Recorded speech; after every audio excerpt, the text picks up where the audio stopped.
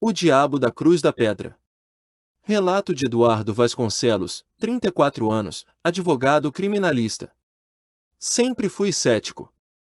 Para mim, tudo se resumia a provas, argumentos e lógica. Como advogado criminalista, a verdade era um quebra-cabeça a ser montado, e nunca acreditei no sobrenatural. Mas isso mudou quando aceitei o caso de um cliente em Viçosa, cidadezinha conhecida tanto por sua beleza quanto por suas lendas.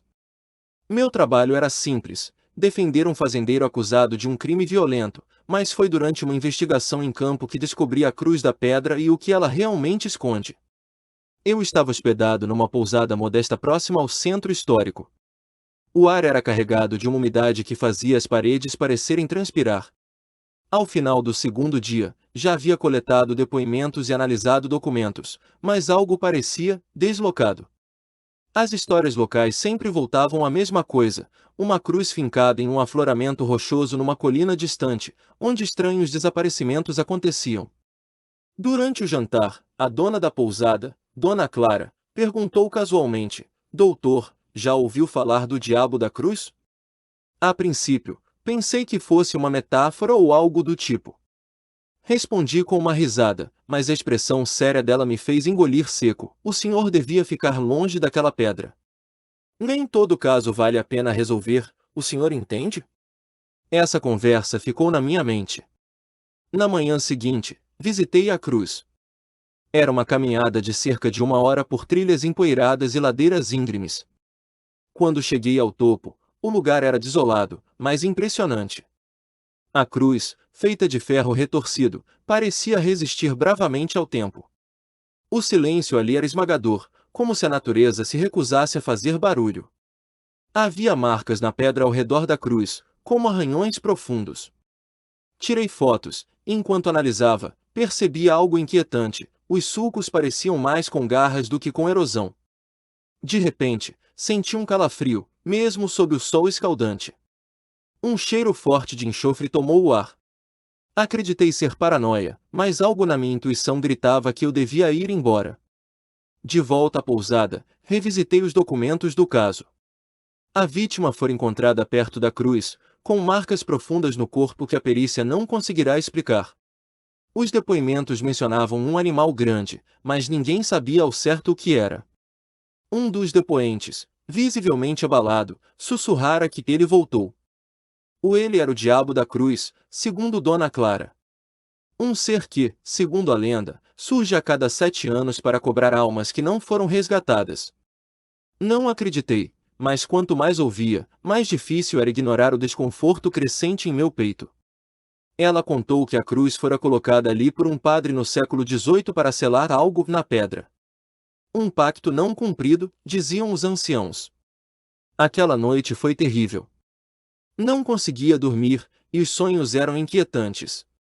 Via garras, olhos vermelhos e a cruz enferrujada, como se quisesse cair. Acordei suando frio, com a sensação de que algo estava errado.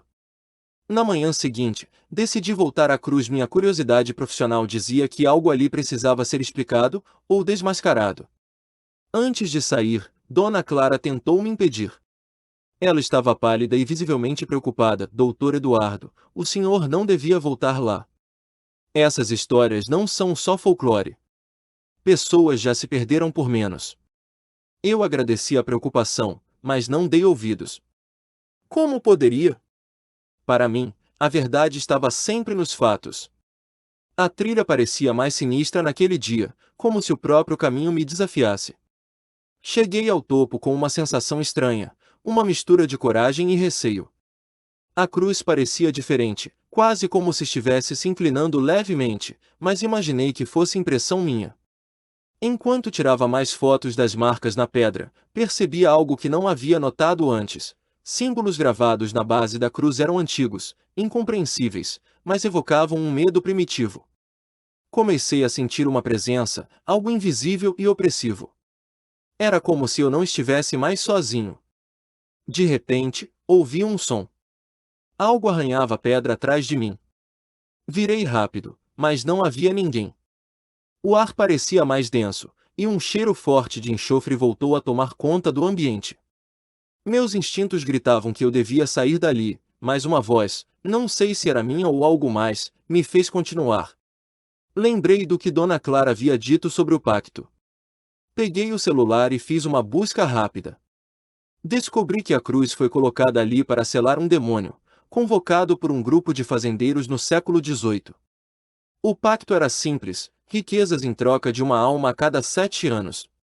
O problema é que, em algum momento, os fazendeiros falharam em entregar a última alma. Desde então, a criatura supostamente vaga pelo local, esperando a dívida ser quitada. As lendas sempre pareceram absurdas para mim, mas o que senti naquele momento era real. Quando decidi ir embora, percebi que o ambiente ao redor havia mudado.